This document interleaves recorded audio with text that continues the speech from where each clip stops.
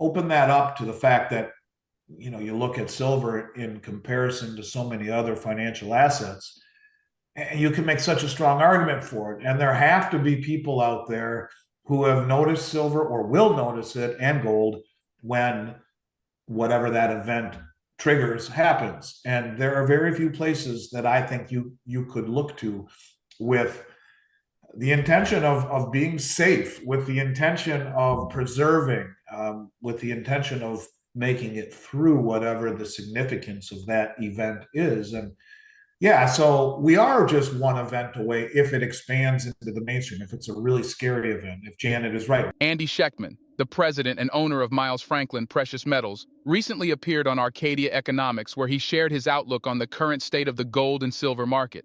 During the interview, Andy Schectman highlighted the gold and silver market and said it has been quiet lately. He noticed that even though business has been good, customers aren't as frantic as before.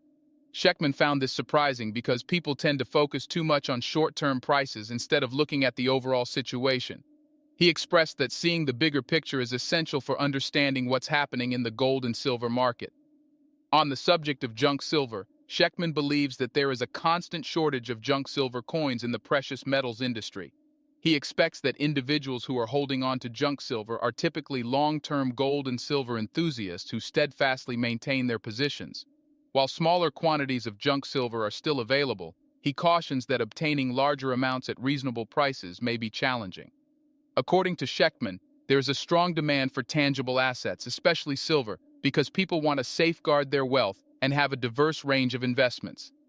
Now let's watch excerpts from Andy Schectman's interview with Arcadia Economics. Be sure to watch the entire video and consider subscribing to our channel. Don't forget to enable post notifications to stay updated on our latest uploads. Thank you and enjoy the video. We will have to see. But in terms of the way that it has worked out here in the precious metals market, premiums are subdued.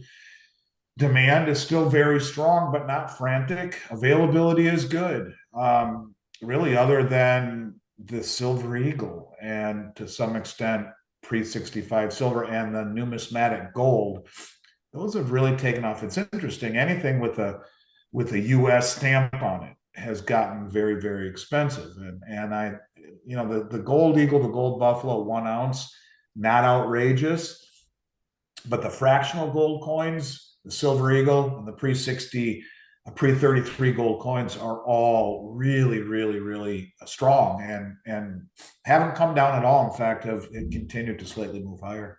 The people who have been holding junk silver are the ones who get it. They're the ones who are diehard gold and silver bugs. They are the ones that have held on to it longer than people who come on late in the game. They understand the significance of it, whereas it's not pretty and fun to look at. Dirty dimes and quarters minted prior to 65, whereas a shiny American Eagle. I thought I had one around here somewhere. Yeah, a shiny American Eagle or a 1 ounce bar, those are pretty and fun to look at. And you can't say that about pre-65 silver, but by the same token, the people who accumulate it understand the significance of it. So yeah, it's available, but premiums are still really elevated. Available is very subjective. It means that there's some available, but in terms of, if we have another whale client say, I want $30 million worth of only junk silver, it's not going to happen, at least for a very long time, if at all. Well, it's interesting when you look at Ted Butler, what he has to say. He didn't mention this, but he talks about the fact that as silver has gone up like $6 over the last several months, that the commercial banks have not shorted the rising price. He interprets that as being very different than it ever was, and that they understand the significance of being short in this market and how dangerous that is. And he speaks to one managed money trader who has flipped sides and is massively short. And he says, I wonder if it's BlackRock. It would be interesting if BlackRock was suppressing the paper price to accumulate a whole bunch of physical. I mean, it wouldn't surprise me one bit at all. Don't know if that's the truth. But Yeah, I mean, I think it would be foolish of a company that is as supposedly sophisticated and plugged in as BlackRock. I mean, they once were one of the primary custodians, if I'm not mistaken, of SLV, and now it's just JP Morgan, I think, but they were involved with the SLV fund to some degree, and I think they would be foolish to not own silver, and it would also not surprise me one bit at all if they were using the that playbook of suppressing paper to accumulate physical. Certainly, they have enough money to do it, and then to paper over their shorts.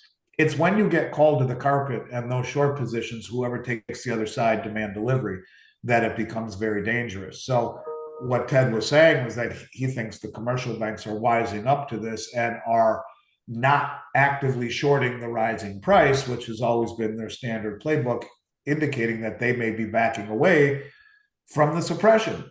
Who is this one big managed money trader? He thought maybe it was BlackRock. So I guess only time will tell, but it wouldn't surprise me.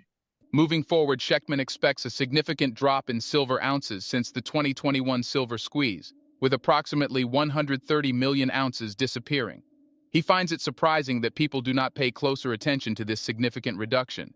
He argues that the demand for silver contradicts the prevailing negativity surrounding its price and indicates the true value of the metal. Despite the frustration caused by price suppression, Schectman maintains a long-term perspective and focuses on the bigger picture. He sees the actions of these influential investors as a validation of his beliefs, as they strategically drain the market while keeping the price volatile and counterintuitive to discourage widespread attention. Let's get back to the interview. I think an event would only accelerate that. I mean, look at that. If that isn't a precipitous drop, yeah. So from 160 to 30. So you got 130 million ounces have disappeared since 2021 silver squeeze. And how people don't notice that and talk about that all the time, they're not paying close enough attention. And what does that chart really signify? It says that the most sophisticated, well informed, influential money in the world is draining the exchange of silver. And the gold warehouse, I would assume, looks similar to that as well. And so you're watching big money use the suppression of price and rhetoric to run cover for exactly that until there's no more left. And this is a prime example. If we're at 30 million at 5,000 ounces a contract, that's 6,000 contracts that are available for delivery, or bars, 6,000 contracts if everyone stood for delivery. But the commercial banks alone have 9,000 short. What does that say to the legitimacy of the market, where the tail wags the dog, where the futures contract drives the price of the underlying commodity? It says it's given them the ability to do this by using the manipulative infrastructure of this of the COMEX, of the LBMA. They've been able to control price, which allows them to quietly pull things off without anyone noticing. And that demand, as I keep saying, is betraying the value of the metal. It betrays the rhetoric. It betrays all of the counterintuitive negativity. Yeah, the price action sucks and has for a while, but look at that. If price was really indicative of demand, then who the hell is buying all of this and where's it going? That's a lot of silver to be taken off 130 million ounces, since January 2021. So yeah, I do think that's exactly how it'll happen. The people that are draining the metal from these exchanges are the most sophisticated players in the world. They are closest to the information. There would be no reason to take physical possession of 1,000-ounce silver bars that weigh nearly 80 pounds, to the tune of 130 million ounces disappearing if it wasn't incredibly important. The same thing is being true, you could say, of gold, which is being drawn down across the world as well, and the central banks by more than any time in the last 18 months than in all of history. The biggest money in the world, who has the biggest money but is closest to the information, is showing you the playbook. And they're using the suppressed price to drive us all crazy. But driving us all crazy means keeping us away from this, keeping us away from what they're trying to accumulate, because there is such a small amount versus a tremendous amount of money.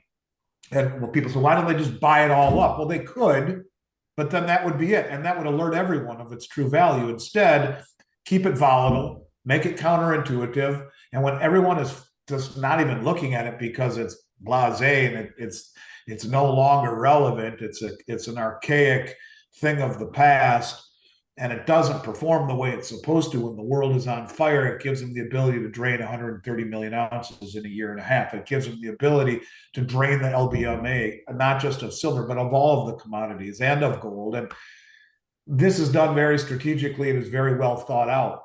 And that to me is what gives me comfort. And, I that's the truth. It's frustrating as hell. I get it. It bugs me too, because you want to be right. But to me, they're proving to me that I am right and that you are right. And they're just using the logic that we present to people as their reasoning for accumulating the metal, but they're using the suppression of the price and the rhetoric to run cover for it in a world where information travels so rapidly. If they were any more transparent with their intentions, they would be crowded out of their trade in 30 seconds, and it would no longer be the same type of value to de-dollarize into. It would very quickly render their trade upside down. So yes, it's frustrating. I get your question, but the biggest money in the world allows me to sleep at night, showing me what they're doing. In the coming years, the supply of junk silver is expected to remain tight due to the prevailing trend of silver hoarding and melting. This trend is a key factor contributing to the limited availability of junk silver coins. With increasing economic uncertainty and the growing preference for tangible assets, individuals and investors are actively acquiring and holding on to precious metals like silver. As a result, the already limited quantity of junk silver coins is being further reduced as they are withdrawn from circulation and melted down. This ongoing pattern suggests that the supply of junk silver in the market will continue to face constraints in the future. We would love to hear your thoughts on Andy Schectman's observations about the tight supply of junk silver. Please share your comments and observations in the comments section below.